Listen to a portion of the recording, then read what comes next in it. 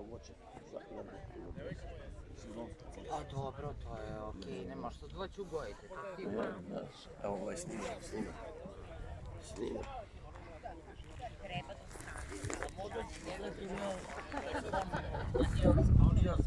Čekaj da sklonimo hladno. Dajte se!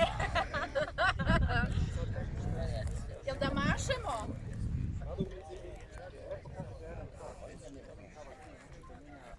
Pozdravila vas Maca. Kaže da predala neki Marija Cvetković, znate? Bila prošle nedelje.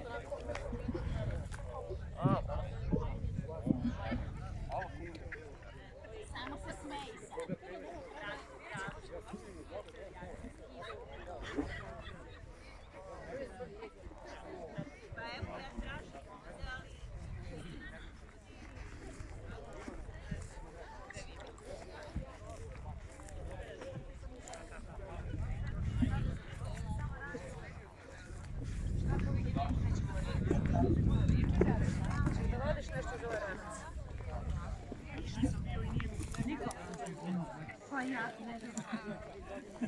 A bre, ovaj izgleda